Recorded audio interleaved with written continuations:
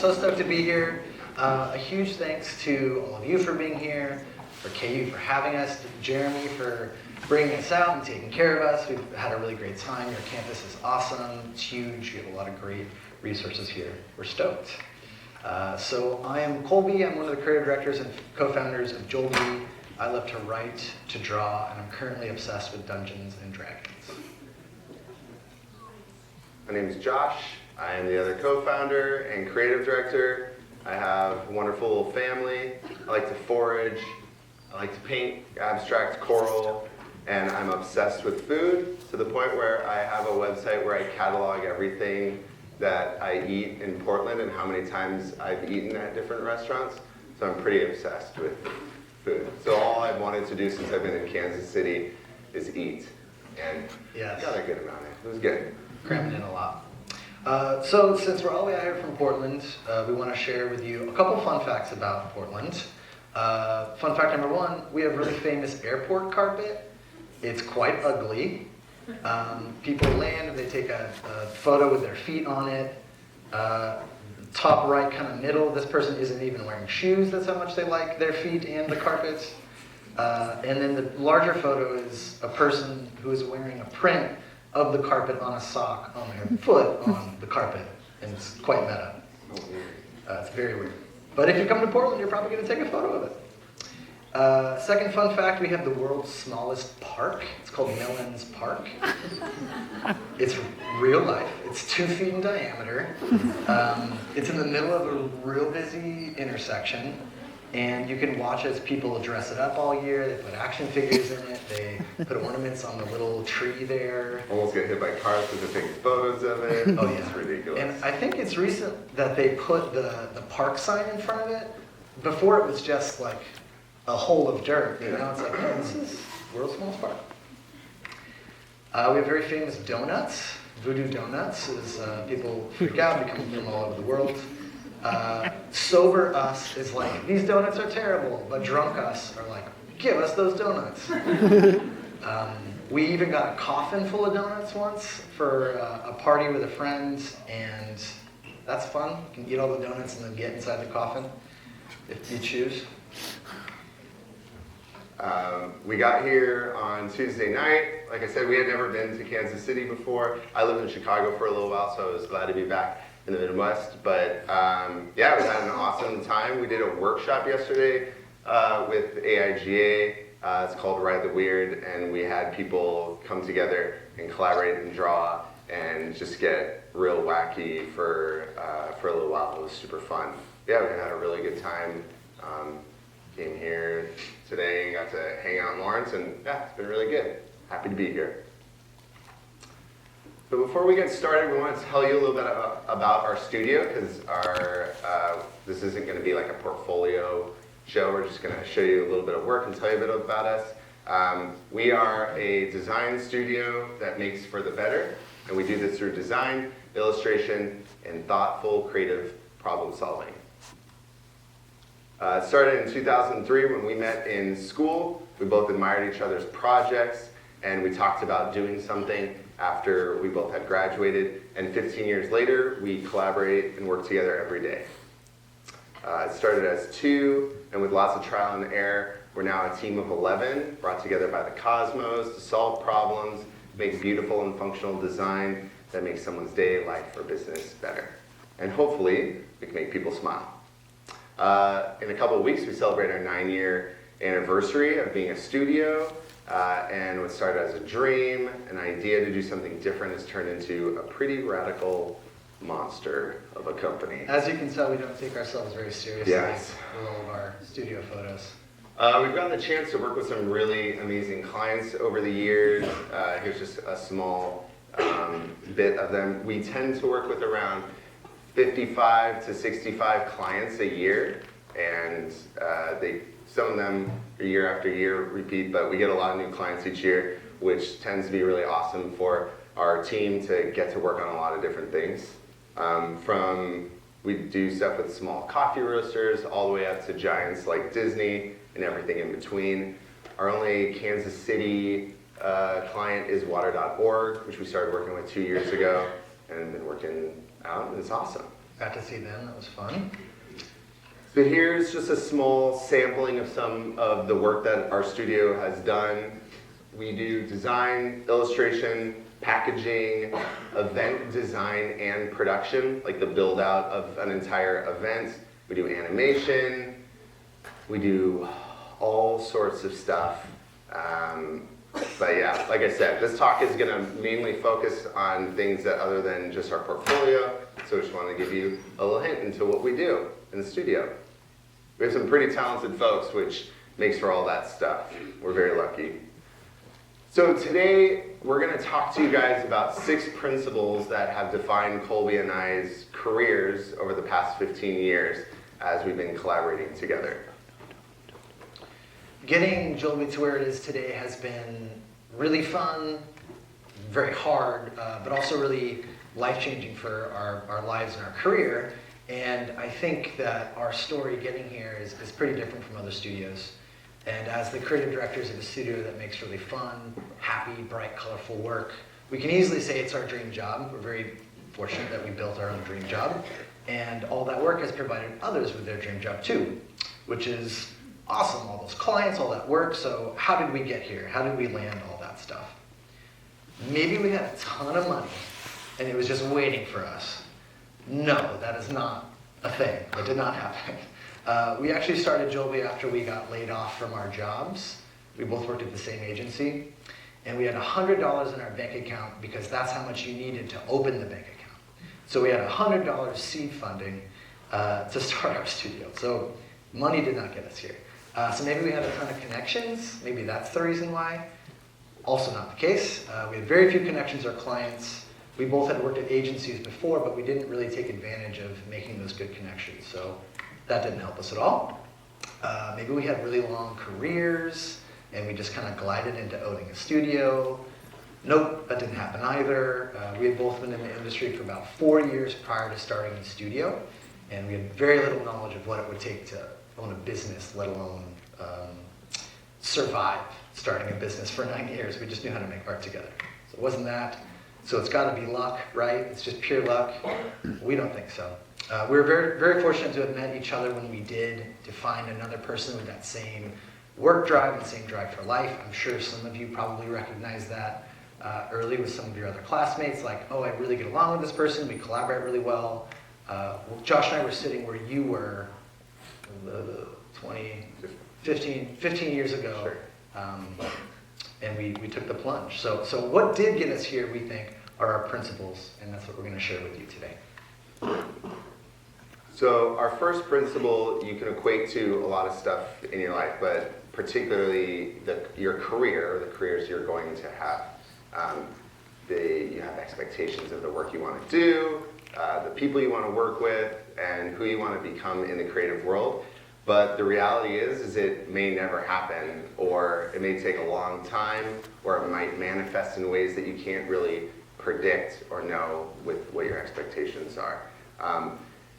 It's so important to learn and understand that grounding yourself in your job is a very important thing, and understanding how you bend and weave will ultimately determine your success and happiness. So when we started our company, it went a little bit like this. Our expectation was, let's start a design studio, and the reality is, it's, oh shit, it's a business, and it's like, what are we doing? And so when we got started, all we wanted to do was make cool stuff. We had worked at agencies where we didn't like the work that we were doing. It wasn't fun. We just wanted to make fun stuff together. That was what we wanted to do. We had gotten laid off from a company that went under, and we just kind of sat down and was like, this is our dream that we've talked about for years, and we just hit the ground running. We knew that it was the time to make our dream a reality. And so even when it was the two of us, it was a wake-up call about how different it was. We truly thought that there'd be people that like knocking on our door to work on projects with us, that there would be work pouring in, that people would pay on time. All these things that we really expected to happen to us, and it wasn't the case. But as time went on, we found success, and we needed to basically meet what the business was doing, which at that time meant that we needed to become bosses because the company was growing. And so from there we had to hire people, and our dream and what our expectation was that we were just going to make stuff all day was starting to fade. As the company has progressed for the last 9 years, we've moved less and less away from what that original dream was. And there's been many times that we were like, this is not what we want to do. This is not the type of company that we set out to do. But instead of falling back or giving up on things, we figured out how to harness that and turn it into something good. We realized that this was something new and something that we wanted to do for us and for people like us, which meant we really needed to work together, lose our egos, and make great work together. And that meant changing that expectation. We were living in something that wasn't what we had thought we set out to do. And this new reality that we were in was like, okay, well, how are we going to do it? And as the years have gone on, we figured out what that means to us. And if we go even further back, before Jolby, and we were in your shoes, we both had very different expectations of what our careers would be today. When we both started art school, we both wanted to be animators. We didn't know each other, but we both weirdly wanted to be animators. I've wanted to be an animator for Pixar since I was 7 years old. It was my dream. It's what I thought I was going to do. And once I got to art school and I took animation classes, I was like, oh, I do not know how to draw characters, and this probably isn't going to be the right career for me. My dad was super stoked when I changed, because he's like, yeah, I don't know if this is going to work out. Like, thanks for telling me that now. I appreciate it. For Colby, when he started, when you're an animator, you have to draw things 1,000 times just to get an arm to move. And as an illustrator, you only have to draw it once. And it's like, that's rad. And it seems a lot better. I'll just draw it once. So we made the switch, and for the better. We didn't know that we'd become designers. We didn't know that we'd have a business. We just simultaneously saw that our expectations of what we were going to do was changing, and we needed to live with what that change was. And if we hadn't done that, we wouldn't be where we are today. We wouldn't be here, we wouldn't have a business, and we wouldn't be working together the way we do. So 20 years later, from when we started school till now, when we thought we would be animators, our studio gets to work with Disney and Pixar and Nickelodeon doing design and illustration work, which is super nutty. Pinch ourselves all the time with some of the clients that we get to work on, when we're working on a Star Wars property or a Toy Story property. It's things that we never dreamt could happen, and especially in the way that it's happening now to us. And we can't expect this to happen every time. We go into pitches and RFPs where we're trying to get business, and it's like we lose, and we're like, we should have this. This should be ours. This work, or we see someone doing something rad, and we're like, that should be our work that we're doing. So, we try our hardest not to let those expectations get the better of us, but it's hard, especially when it's a dream of yours. But having that openness and flexibility are qualities that we have used in our careers to really help us get through those moments. So go into things with hopes, and turn those hopes into something radical, and if it doesn't work out, don't let it stop you. Keep going. See what can happen from what you're doing. Our second principle, open and honest. Our honest feedback with each other in our lives and our careers has led to some of the biggest jumps for us, for both of those things. But being honest is really hard. It takes a lot of practice, and it takes a lot of bravery, and working with people is very hard. I'm sure you know that already. But being kind and being honest can really grow others around you in a big way and welcome growth yourself. So we look at our partnership like you would look at a marriage. It's a relationship. We're respectful, communicate often, we don't go to bed angry. And whether you become a boutique designer, or you work for a large ad agency, or maybe an in-house production designer, which all are great outcomes, you will have to deal with and work with people. People are the core of everything you're going to do from here on out, and they probably are as you're doing this right now. And you can't do this job alone, even if you own your own studio. People will eventually get in your way, so to say, for the thing that you want to do, the thing that you want to make. So you need to learn how to collaborate with any and every type of person.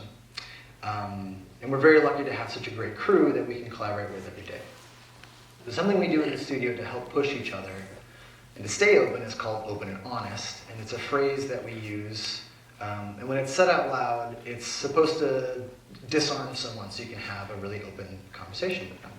So someone at Jolby might say, hey, can we do an open and honest today?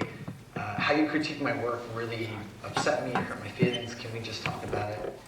Which is super hard to do. I'm sure many of you have thought that, but you didn't have the bravery to say it, or you're like, oh, I'll just kind of, I don't really want to bring this up. I don't want to stir the pot.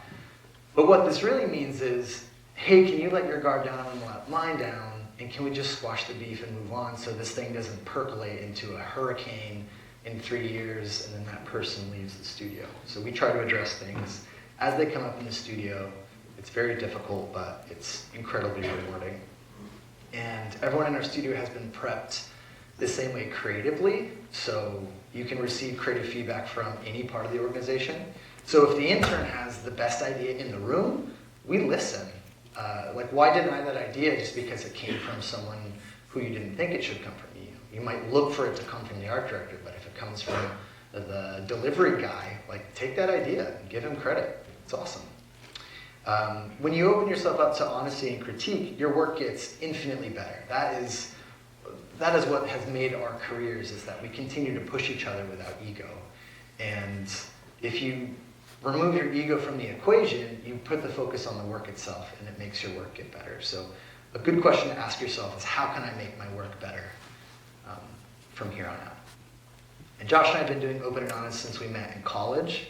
It's helped us immensely. And how we see it is show up, be honest, be nice, talk it out, get rid of the baggage, the beef, get rid of your ego, and make some rad work with others.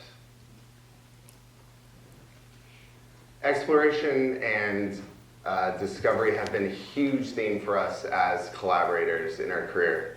For one, Colby and I don't really like designing or drawing the same thing. We get pretty bored. It's just a quality that we both have. And so we push each other. We branch out, do the same thing with our employees. And sometimes it works, and sometimes it doesn't.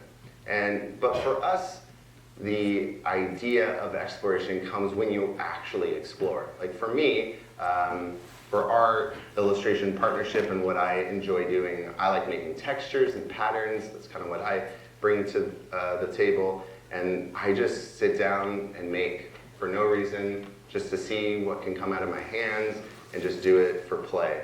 I like to forage and fish and hike and just be out in nature. I get really inspired by nature. And then I take that, what I see and what I feel, and try to recreate that in the computer. And for Colby, a huge part of his life for the past couple of years has been writing. He got into writing, and that has led to expanding who he is as a creative and who he is as a creative director. We get jobs now that because of his writing, which he didn't have before, and it all came from him exploring this new found thing in writing. So, we travel, we play, we live our lives the way that we do, but most importantly, what we try to get out of exploration is just trying. We think if you let your brain and hands do what they're good at, something magical or cool can happen. But sometimes ideas, they get stuck and you can't get them out. There's a half-developed nugget in your brain. You have something on the paper and you're just you can't figure out how to move it in the right direction. And sometimes you just need someone to shake it out of your brain. A method that we use in our studio is called Ride the Weird. And it's a term that means I want to show you an idea that's rough and I want you to help me find something that is working or isn't working, because it's so much easier to kill an idea that just straight up isn't working, especially if you can get some feedback, or you can push an idea that otherwise would have sat there or been torn up or forgotten about. There's times when that especially for us, we crank out a lot of work, so the idea of stopping and waiting for something to just manifest out of thin air, it doesn't really happen. So we work and operate very quickly. So having that ride the weird there for us really helps our studio. So an example of this, we had a project and we needed to illustrate a group of people coming together to celebrate. And I was on the project and I was drawing these faces and they're awful. I hated them. I could not figure out how to get what was in my brain onto the paper the way that I saw it and it should be. And I would have just forgotten about this. I truly did not like them. They're quite ugly. But Colby saw something and he helped push this idea that I truly would have just thrown away, and he turned it into this, which is super awesome. I did not see it, but it is what I saw. And so together we were able to come up with this. And that happens so often by allowing us to remove the ego of this is my sketchbook, or this is my Cintiq, or this is my mouse, and you can't touch my file. We try to encourage people to just let that go, and you see people in our studio going and grabbing mice or going into people's sketchbooks and helping push an idea forward. It saved many sketches, many ideas that would have otherwise been forgotten. There's going to be time in your career when you yearn for projects that help you grow, but it's not always going to be the case. The coolest projects don't always land on your desk. I worked at my first job, no cool projects landed on my desk for the entire 2 years that I worked there, which is why we did a lot of stuff after hours together. But sometimes you have to take that into your own hands. When Colby and I started our first collaboration together, we love storytelling. It's a big part of who we are. And a good way to do that is through an art show. And a lot of the creatives that inspired us at the time were doing art shows to tell those big stories. So that's what we wanted to do. We knew it wouldn't fall in our laps because no one knew who the hell we were. And so we just went out. We found a gallery in San Diego, which is where Colby is from originally. And we pitched the idea to them. They agreed to do it. And I was living in Chicago at the time, and Colby was living in Portland, and so we needed to figure out how to work together across the country and do this new idea, which was Jolby. And so that first art show is called Home is Where You Make It, and the goal was to discover a way to mash our styles together to create one singular style, which would end up being what we did for many years. And so every piece in the show was a combination of both of us. There wasn't one single thing that either of us didn't touch. And then we did another show, it was called Sea Legs, and we wanted to test, could we bring another person into collaboration? And we brought in a photographer and collaborated with her. Both of these shows were 50 plus pieces of art that we did after hours. To this was that we wanted to make stuff together, and that would feed our brain. That we weren't looking at this to make money. This wasn't, at the time, what we thought we would do with our careers. The next show that we did, and this was our last show, big show that we did, was called Shapes and Smiles, and it was a show that we wanted to celebrate things in our lives that made us happy. And these became experimental playing grounds for us. We created work that we still pull from to this day, and we use styles that we sell to our clients all the time. And what's crazy is since when there was a 4-year span when Colby, before we started Jolby as a design studio, when we were just doing stuff after hours together. We both had full-time jobs as designers, art directors, and I became a creative director, and it was full-time, nonstop.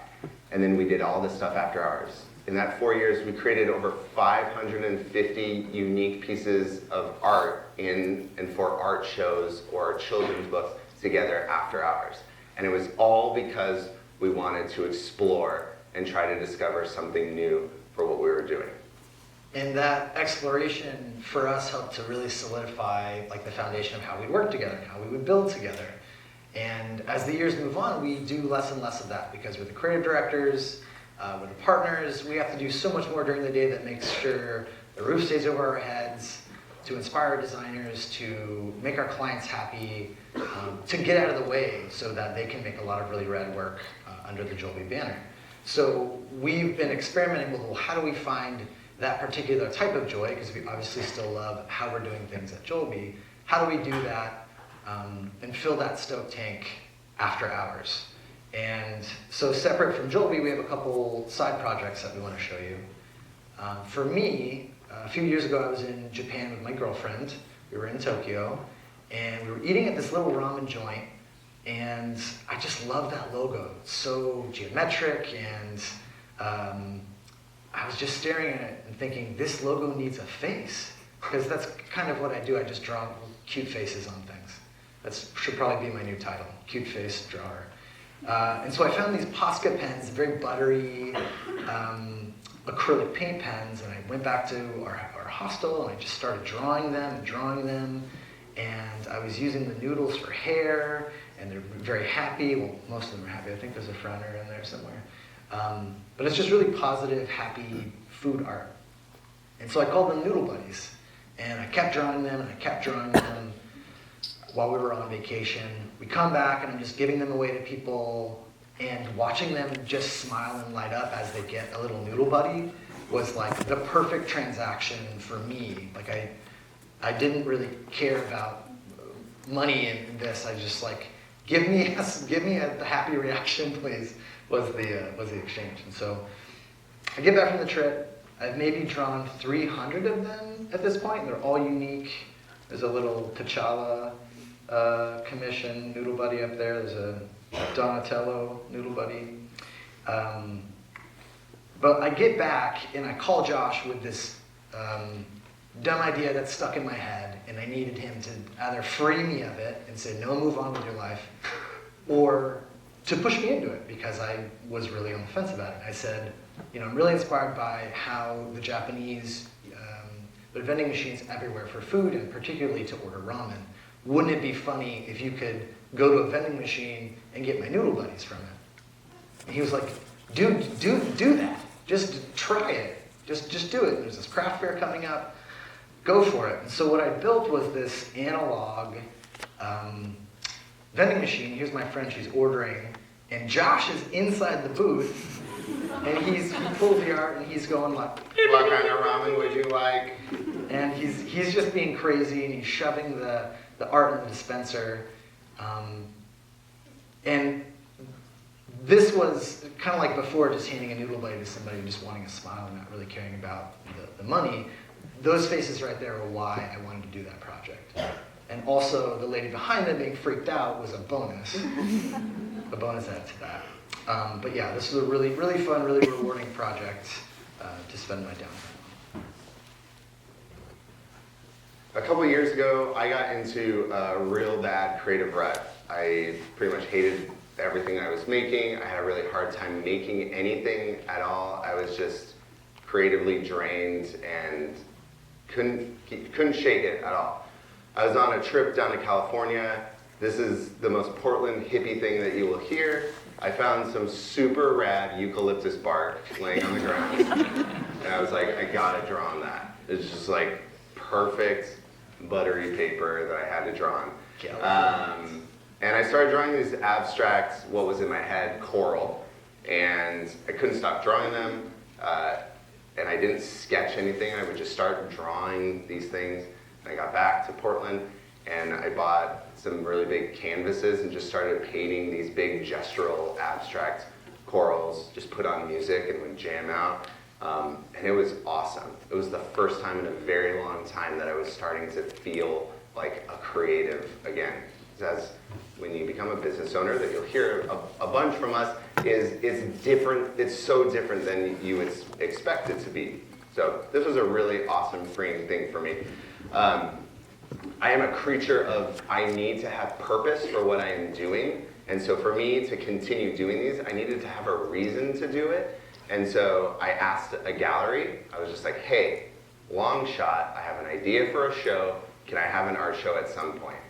And they liked the idea, and so I just started developing more of these corals, and I set out with some goals. It was, I wanted to do this with no stress at all, because I get stressed out quite often. So no stress. I wanted to do this for the sole reason just to create, and then I wanted to donate any money that, if I made any, that I would donate it to cause for coral restoration. Those were my goals. That's it. I didn't know how many I would make or anything. And so I made an art show.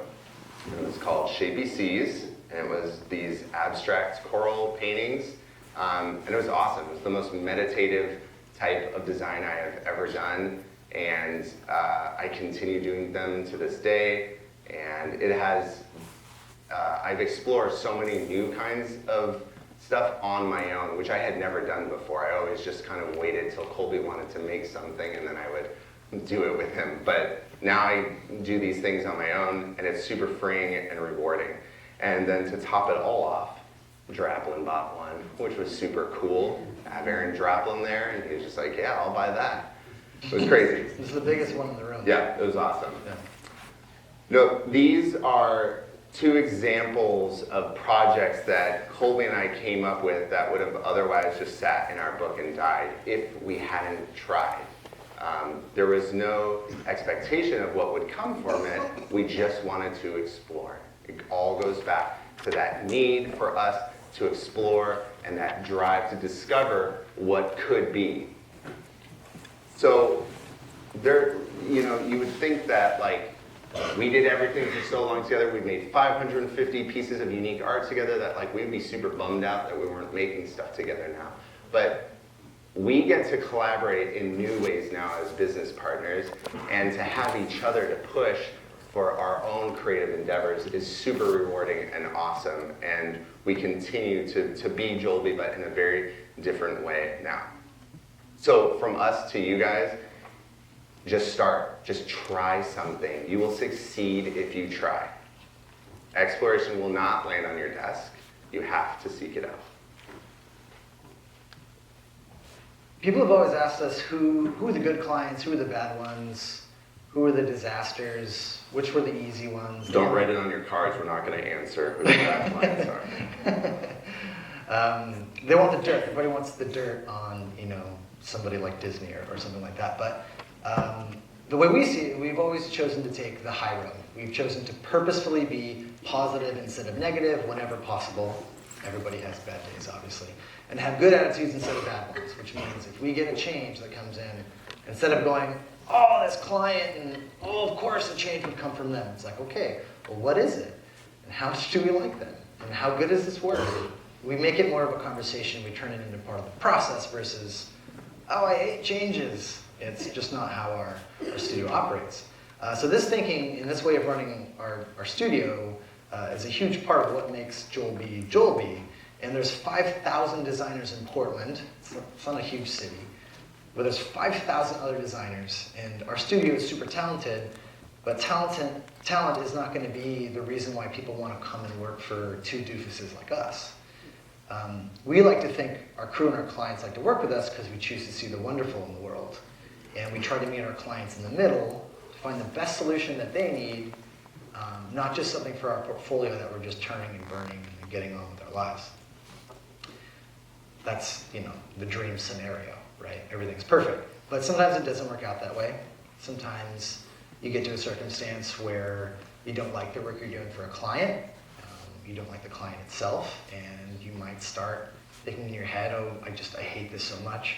But instead of bashing them, we would want to push you to try to explore or to look deeper into the communication that you're having with that client. Because a really big, scary fact for all of you who are graduating, recent grads, you're getting into a service industry. You are providing a service for someone who's hiring you, and they're spending real money dollars so that you can make them look the best, and you can communicate their problems and the visual solutions. And this may seem like a no-brainer to you. Others might be freaking out right now, like, oh wow, this is a service job. But once we had really got a handle on that, it really took our egos out of the room for when crazy changes come in at 2 a.m. and we realize this is what we're doing. This is part of the job. There can and will be clients that aren't a good fit for you, like we've had, but plainly just a ton of bad communication. And we've found that communication is really at the core of a project, and if it's going to go very good or very bad. So I'm going to run you through an example where communication wasn't good, but we were able to fix it and move forward. This is a burger place in Portland called Brunch Box. They make delicious burgers with funny names, and they're huge. You should definitely eat there when you're in Portland. We started working with them 11 years ago. We were walking by their food cart, and they had a t-shirt design contest, and so we won it with this cowboy burger boy mustache man who surprisingly doesn't have a name yet. Brunchy, maybe, I think is his name. But we won the t-shirt design contest, and then they became a client of ours. But about midway through, and they had never worked with a graphic designer before, we realized they had expectations of us that they weren't clearly articulating, and we thought we were doing the job they wanted, but it turns out we weren't. It was just a complete communication breakdown. And the relationship got to this point where both sides were like, we're gonna walk, this is insane. But instead of just accepting that, we sat down, we had an open and honest with them, which was tough to have that with a paying client who doesn't really need to be in the room to do that. They can just fire you. You can also walk away. But we were like, no, there's something here. Let's just work this out. And so we hashed it out. Both sides figured out how to move forward. And they're still a client of ours. And we just helped them open their latest brick and mortar. And things are going much more smoothly now. On the other side of that, even as over-communicators like ourselves, we've had situations where we try the same template of resolving a problem with a client and it doesn't work. And it's not because they're too stubborn or we're too stubborn or everybody just sucks. But it's just we didn't communicate right and we weren't a fit for each other. So here's an example of that. We had a client that for many, many years did very little things, very many like death by 1,000 cuts types of things to make our job as their designers very, very difficult. And we tried to do open and honest with them, we tried to push them, we tried many things that we tried in that previous example. And we spent a lot of time trying to fix it, and so did they. But we realized in the end that we were at a breaking point where we could continue to spin our wheels for the next 7 years and try to fix this thing, or we can get out of the way and let them find somebody who deserves to work with them and who's a better fit. And so that's what we did. We walked away. They have someone new. They're doing awesome stuff. They're getting along a lot better. We feel really happy about it. The thing to take away here is not everyone is going to be a perfect fit for every company, every coworker, every client. But instead of just defaulting to that, we make it a point to make those relationships part of our process, where we can communicate openly and get to a better point where things don't blow up on our face, where we don't have to have that big, let's all sit down and figure this out moment. We can have lots of smaller moments to keep the relationship going. Because we're trying to make sure that the work is good and the relationship is good, because when those are both there, everybody thrives. So remember that your clients are hiring you, they're hiring you intentionally, and they typically aren't designers, so they can't speak design speak.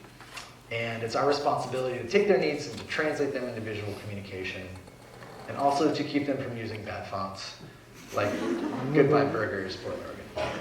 I'm trying to use 3 really bad fonts together.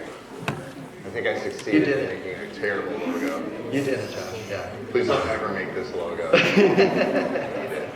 It pains me making it. So, instead of defaulting to a negative, try to solve it, even if that means you have to walk away. Establishing good, solid work ethic very early in your career is one of the most important things that you can do. All the points today that we have gone over and will go over point to it is necessary to put in time to get better. We would rather hire a designer that has a solid attitude and a solid work ethic with an okay portfolio rather than someone with an incredible portfolio and a crummy attitude and a bad work ethic.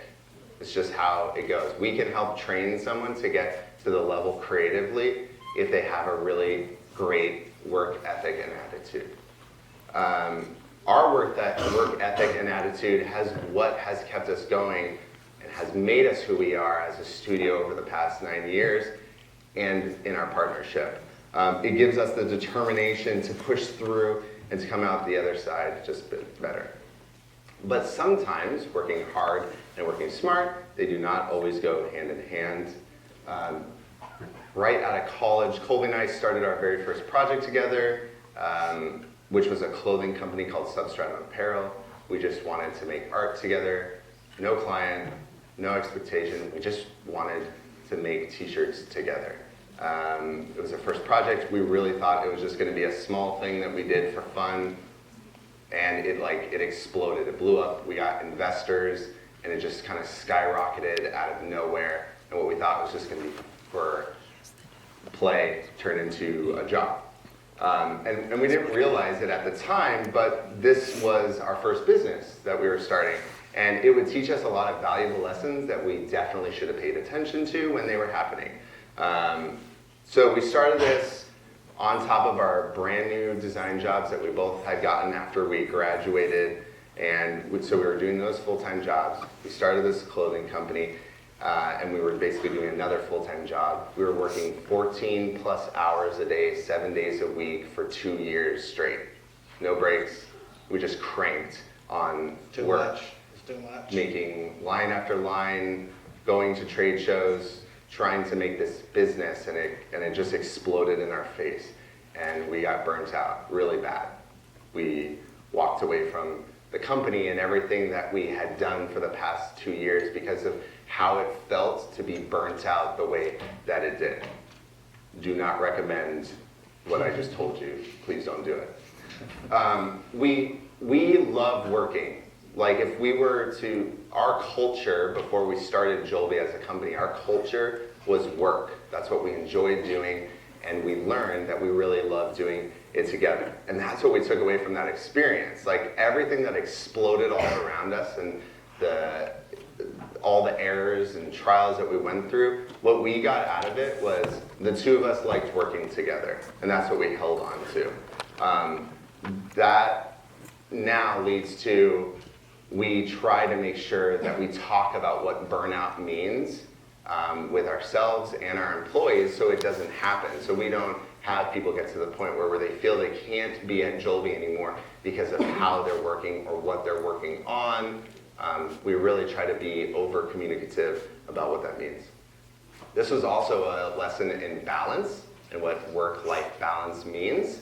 And so now that's a huge thing that Colby and I work on daily. I wouldn't say that we have solved it, because once you solve it, then you probably don't truly have balance. And so we constantly try to find what that means to us. Determination has been a pivotal part in our careers and what we've done, and especially starting our studio. We've mentioned a couple of times how we started. We got laid off. It was during an economic recession. I just bought a house, literally a month prior, bought a house. I didn't even get to make one safe mortgage with a job. We had no jobs. We could have, instead of wallowing in what we did, we had the determination to do Jolby. It was something that we both had dreamed of, and we just went for it. I had this new house, so we set up in one of the rooms, and we called our friend who was a developer, and we begged him to get a website up for us as quickly as humanly possible, and we just called anyone and everyone we knew. I think we paid him in whiskey, and we bought him StarCraft 2 or something. Yeah. That was the exchange. Yeah. Later down the line, though, because we didn't have any money. That's we true. Needed that it would have been all over $100. Yeah. But we agreed that this was the time to try Jolby full time. Like I said, we could have taken jobs elsewhere when we did it, but we knew that this was the time to try it for us, because there could have been a real chance that this never would have happened. If we would have gotten another job, you get comfortable. It was comfortable for many years that we worked together on the side to be like, oh, one day we'll start Jolby. One day we'll do this thing. So it was right in front of our faces. We did it. It didn't make the most sense. We both had financial obligations. We were in relationships that this was like not the smartest thing to do, but we had the support and we knew that this was the time to do it. Because if we didn't do it, I think we would have kicked ourselves a lot over the years and we wouldn't be here on the stage. And we didn't know why we were doing it the way we were doing it. We didn't know how to do it in any way. We just knew that we had to pour ourselves and we were determined to pour everything into it so that we didn't look back and think that we could have done it better or worked at it harder. I've talked with tons of business owners that have a very similar attitude and story to be told with how that happened. They didn't know what they were doing and they just had this thing that they cared about and they were determined to see it through, whatever that meant. Every day in our studio, we have an unwavering determination to try new things and to learn as much as we can. And we've realized over the year, when we aren't doing that, we aren't being Jolby. We aren't being true to what we set out to do, which is very important to us. So lastly today, our sixth principle. Since day one, we've always had to seek out the things that we wanted in our lives and our careers. Nothing landed in our lap. This talk is a great example. It's a long story, but a friend of a friend, and then we got in touch with Jeremy, and we were like, hell yeah, we'll come out. But we needed to ask for it. It was something that we really wanted to do, and we're stoked to be here.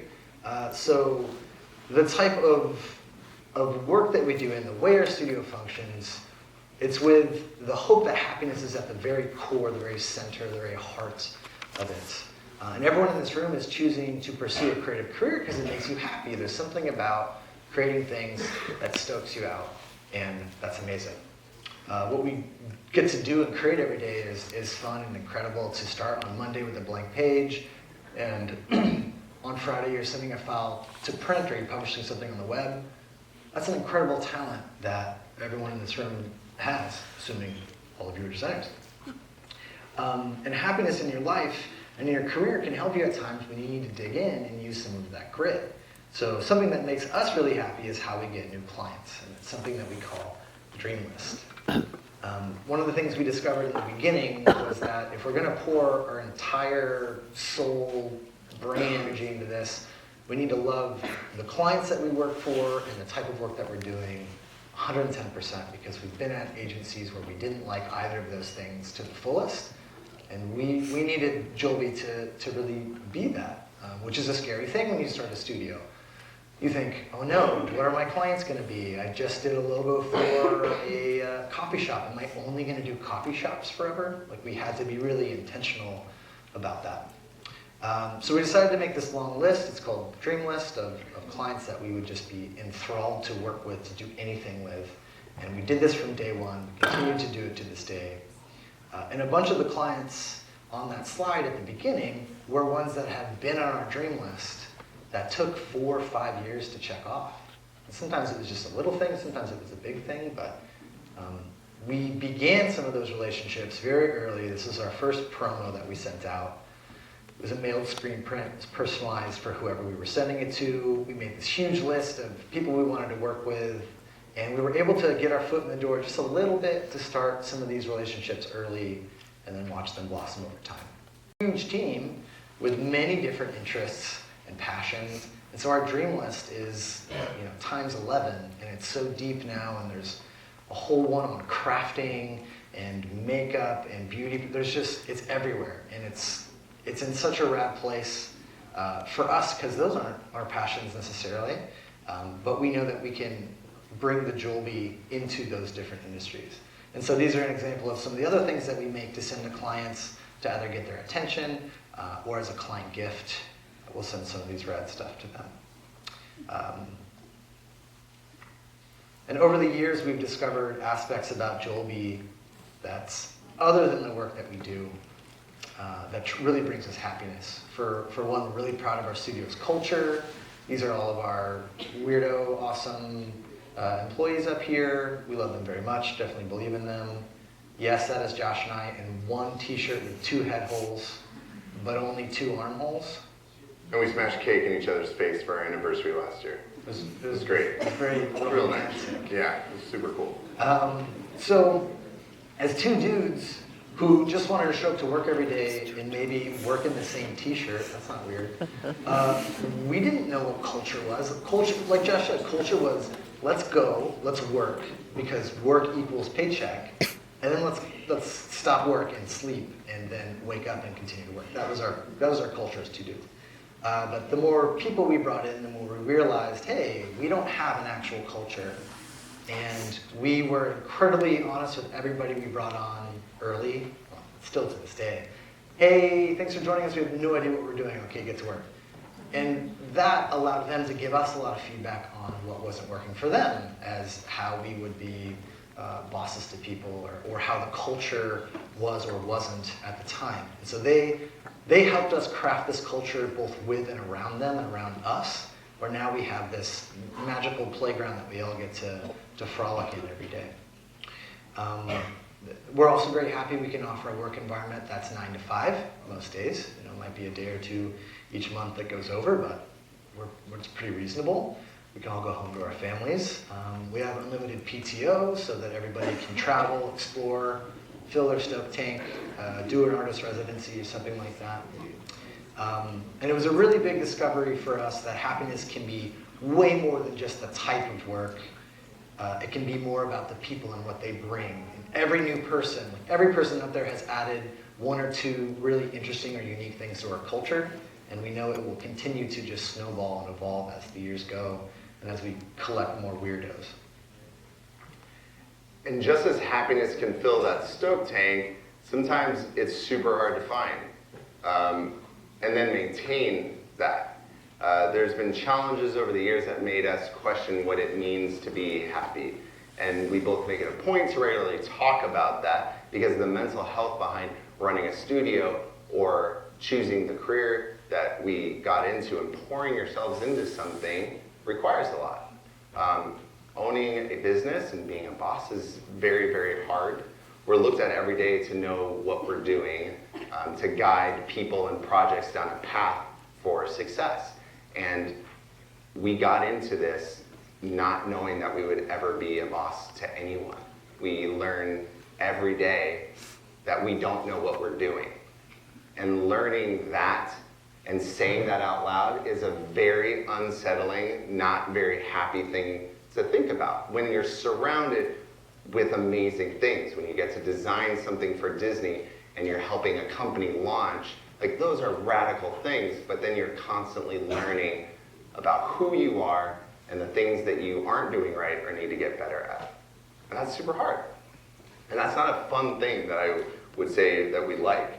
But we know that at its core, Jolby means happiness to us. And so we have to work to find out what that means and how to get past it. Because if we can figure it out for ourselves, and if we can help our employees do it, again, everything will be better if we can get past these very hard things.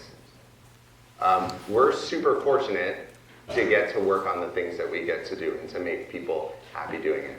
But we take it very serious how we got here. And these principles are how we got here. These are the principles that we still use to this day to make us who we are as a company. And hopefully you can take some of these, utilize them, even in school. You can take some of this stuff and apply it to what you do. But then even applying it to after you leave here and finding your own way to spin what these things mean can take you down to a really cool path. So be open, be honest, take risks, talk it out, and find what makes you happy. Thanks, everyone.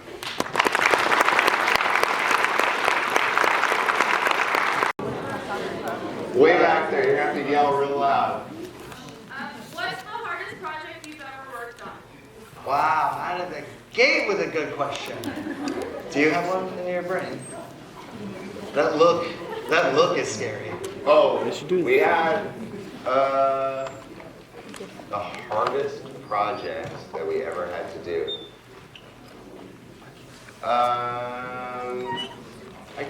Do you have one? Yeah. Okay.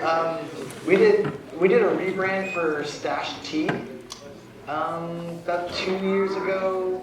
So it was a complete rebrand, 200 packaging SKUs. It was a year and a half long, and it was one of the most difficult things I'd ever done.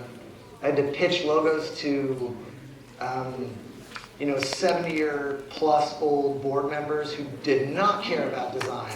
They were just focused on demographics and if they would buy the tea or not buy the tea. We had to do consumer testing where we were behind double pane glass and they couldn't see us but we could hear them. And you had to listen to them destroy your work in really funny, weird ways. So it was a very long, very hard process. It launched successfully. It was great. But it was a logo that hadn't been changed since the 80s, and they were making a change. There was a ton of pressure. There are global tea brands. If you go to a grocery store, that's going to be next to like Bigelow Tea or Tazo Tea. Yes. So it was a big deal. It was, that was a good one. I learned way too much about tea. Way too. I'll never forget. He's a tea guy now. Anyone else? Yes. Yeah. Oh my gosh. What is she asked what my alignment is. For those of you who don't play D&D, we're going to lose all of you right now. I was hoping so much for a D&D question, and you have answered my prayers. I DM 3 games that I write homebrew content for, and I'm a player in 2. But my most fun is a chaotic neutral kobold who rides on top of a mechanical golem. And he's evil, he only wants what he wants. It's very fun. Yeah. It's very fun. He has a funny accent, I'm not gonna do it probably offensively. Way back there. Thank you. If you were a player, what class would you play? Yes, we're getting more D&D questions.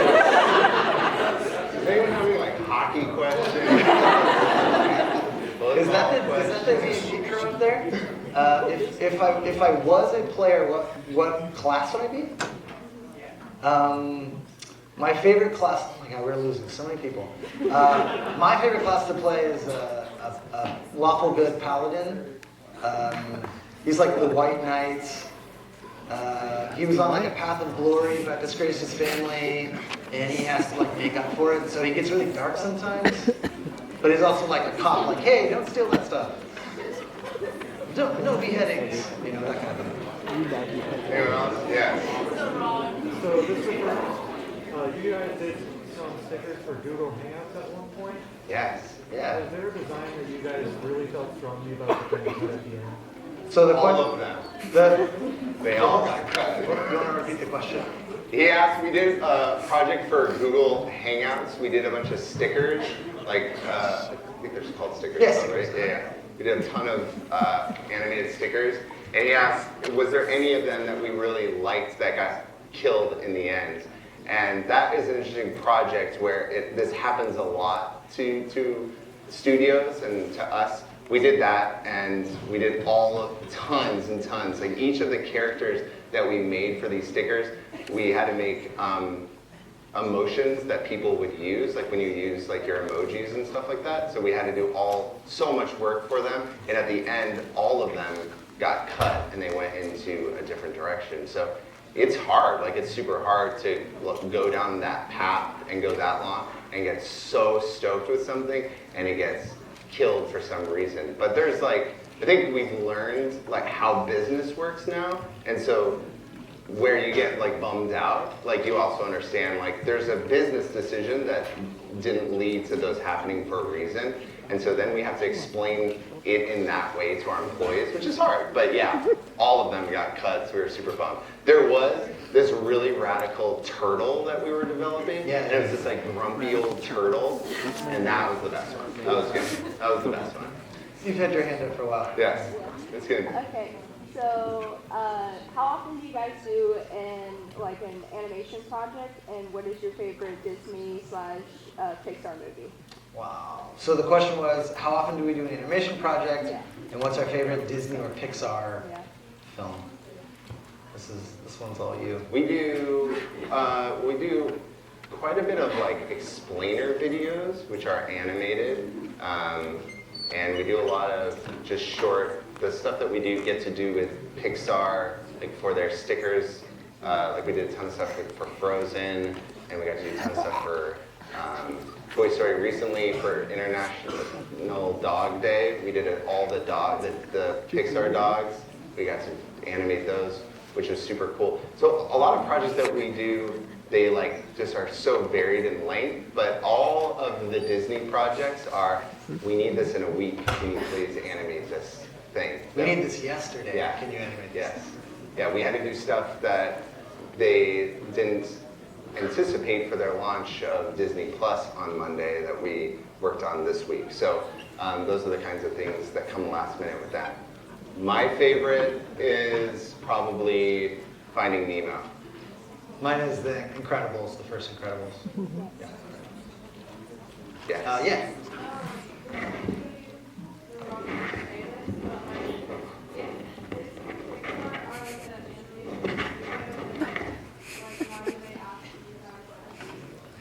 That's a great question. Wanna repeat it? It's the same thing. You'd be surprised, Nike. Oh, repeat the question. Yeah. Sorry. Companies like Disney and Pixar are animation studios. Why would they ask us to do projects? Was the question. So you'd be surprised or not. Companies' internal teams get slammed.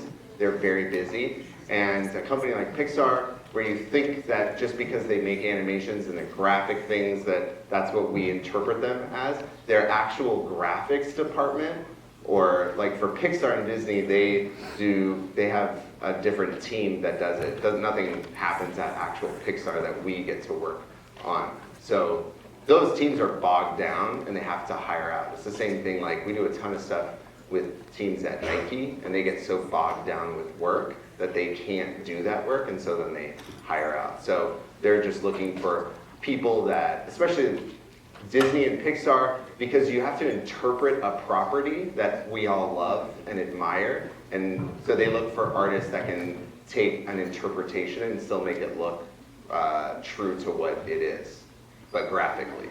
That's how it approaches. Yes? So what would be like your number one advice to someone whose end goal was to eventually start their own studio software? So the question is, what would be your number one thing that you'd recommend to someone whose end goal is to start a design studio, go off on their own, right? I have something. Go You have for it. something? You go for it. I formally has I can tell you it in this way. Things that I wish that I had done before we started a studio, because I think that would probably translate into advice. I wish that we would have shadowed somebody or worked at a small studio so that I could have watched the inner workings and learned how do they deal with client conflict and how do I bill someone, and not that you will be able to get over their shoulder and look at their QuickBooks portfolio or anything like that. But taking those jobs to know that you want to learn those things that go around the studio, I wish we would have spent time doing that. Take business classes. Very important. Those are the big ones that if we would have taken business classes, I think that we would save some headaches and learning curves. But that's one that you don't really think about. And working at studios and listening to what other people do. Other people's jobs become your job, and you don't realize that. Like what a producer does, or a project manager, or a receptionist, all qualities that a business owner should have that you wouldn't think when all you want to do is design. And so listening and taking business classes. And if They that's- offer business classes here, take a business class. And if that scares you a lot, we've seen the route where a designer pairs up, has a partnership with someone who's more business-minded, doesn't want to do any of the design, you don't want to do any of the business, but you get along and you can become partners. There are a lot of paths, but in ours in particular, we both have to do it. And good luck. Did you have a question? Yes. For someone just starting out, can you give pointers on pricing jobs?